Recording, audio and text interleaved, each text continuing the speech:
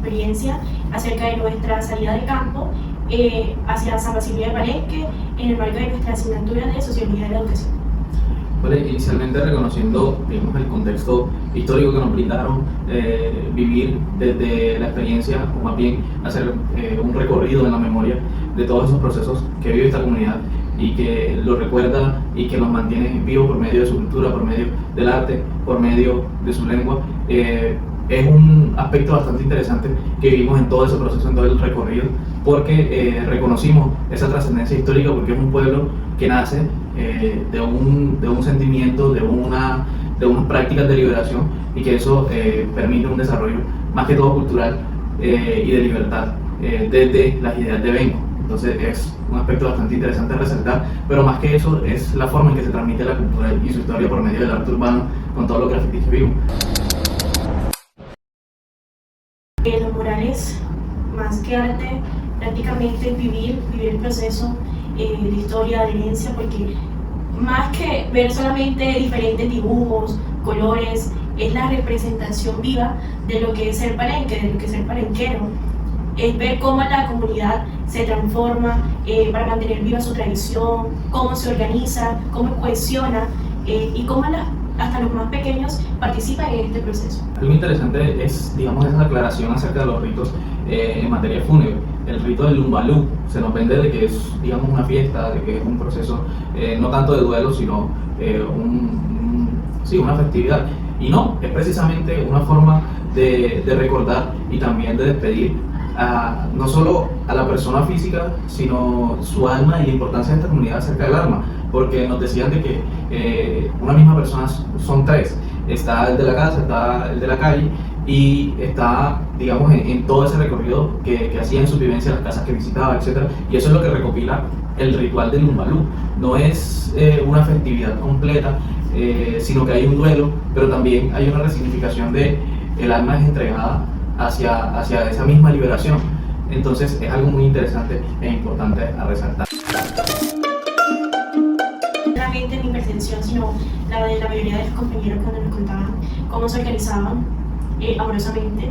Fue impresionante porque, de mi parte nunca había escuchado las 3 clases para poder conseguir un amor, poder estar en relación con la otra persona, y actualmente a nosotros la mayoría nos parecía como muy abrupto, extraordinario, muy particular, raro, que de hecho muchos de los comentarios en el momento fue: eso puede ser secuestro. Ese es el punto, y digamos, la categoría de género. O sea, en esta comunidad la categoría de género no se trata de lo que es ser mujer, sino más bien el significado del hombre frente a la mujer, y el hecho de que no es una relación tal vez horizontal, sino que el hombre era dueño de la mujer, y por eso desde el punto de decir, bueno, salgamos, bueno, casémonos, ya eras dueño, y eso te permitía llevar al extremo ciertas prácticas.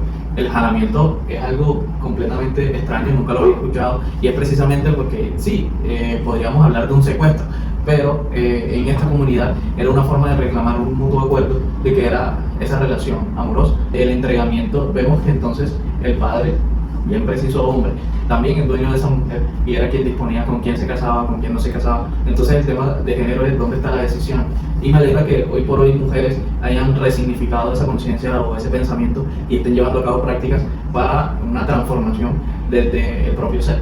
Algo muy particular y importante era resaltar que en ese rol que tenía la mujer frente a poder casarse con su novio, y era como esa mujer también hacía práctica y seguía esas mismas costumbres de poder guardar alguna prenda interior para poder conservar y tener la validez de decir: este hombre ya estuvo conmigo, con él es el que me debo casar, y seguir manejando esas mismas prácticas para poder conservar la herencia, pero es que, por lo menos gracias a Dios, no se vive así, ya han cambiado los tiempos. Y creo que precisamente eso va en el tema de la educación. O sea, vivir la educación de dentro hacia afuera es resignificar el aprendizaje. O sea, primero aprender tu cultura, primero aprender tu lengua, y luego sí centrarte en una visión global. Y eso es lo que más se destaca, digamos, en esta experiencia y desde la etnoeducación. Es reconocer la importancia de la cultura, reconocer la importancia de su propio lenguaje, y que esto permita una visión mundial desde lo cultural. Es algo bastante interesante y que incluso puede también verse reflejado en el tema de los cuadros. Ese apoyo mutuo que hasta que el último integrante muere, se conserva ese cuadro. Es que, o sea, el cuadro no es simplemente un grupo de amigos, no es simplemente un grupo de vecinos, sino es una relación, es una forma de mantener, digamos, unas dinámicas bastante cercanas. No es simplemente amistad por amistad, sino son unas pautas que se mantienen, son unas pautas que se respetan, son unas pautas ya establecidas para ser parte de ese cuadro, y es algo que incluso se respeta hasta el último día de la vida, desde la personalidad, desde lo comportamental, desde las visiones del mundo. Esa es, digamos, la esencia del cuadro, la esencia del sí mismo. O sea, estamos hablando de que este cuadro no simplemente es un grupo de personas, sino que podríamos decir que es una sola persona. O sea, son unas mismas visiones frente a algo. El tema de las medicinas, el cómo decían ellos trataron el COVID, que no hubo ninguna muerte de COVID en la población, es bastante interesante porque recoge una trascendencia cultural del tema de la medicina. Es decir, ya todo, digamos, en esa práctica es todo natural. Me acuerdo que tenía un montón de aceites, un montón de matas medicinales, y que ellos, digamos, le daban un significado o poder abstracto, y eso se recoge también en las tradiciones de pensamiento indígena, místico, africano también. Y es, digamos, bastante interesante porque hay un relevo generacional en que estas personas que ya son bastante adultas, que han tenido esa experiencia tratando diversos males con esas medicinas, atribuyen sanaciones, atribuyen protecciones por medio de rezos, por medio de aceites, por medio de artefactos como manillas, y es algo que se repite en varias culturas, y es el tema de cómo afronta una comunidad el mal y las enfermedades, y eso ellos lo recogen. Y es toda esa enseñanza de cómo tratar a una planta para extraer sus beneficios, y era bastante interesante más que todo el espacio, porque si vemos el espacio es un espacio bastante abierto, bastante con el contacto de la naturaleza, y que esas personas que estaban ahí, si te diste cuenta, estaban descalzos. No sé si hay un significado acerca de la conexión con la tierra, como lo dicen otras comunidades indígenas, que dicen de que por medio de estar descalzos en el territorio ancestral, la conexión con la madre tierra y todo este, digamos, misticismo alrededor logra darle un significado importante. Algo también es el tema de la seguridad. O sea, me sorprendió el hecho de que podíamos caminar con total seguridad porque estaban, digamos, la fuerza Cimarrón, que era quien protege o es quien protege a esta comunidad.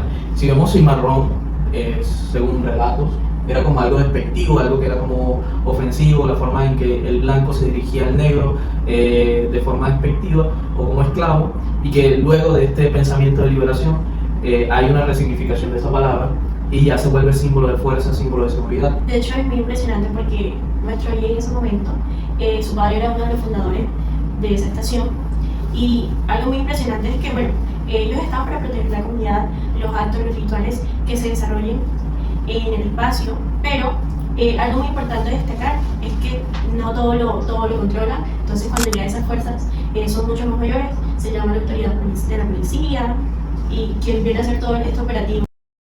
Otra cosa que me pareció súper interesante mencionar, y es las trenzas, los significados de las trenzas, la importancia que tiene y el papel que jugó en toda esta etapa de la esclavitud. Y principalmente nos decía que, bueno, hay tres tipos de trenza.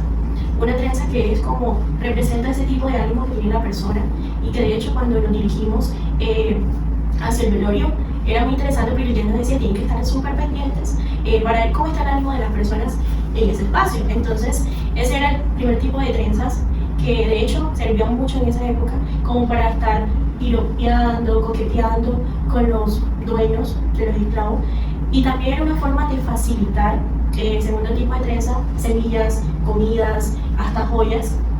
Y ya ese último tipo de trenza era esa trenza que permitía mapear las rutas de escape y cuáles rutas no eran favorecidas en ese momento.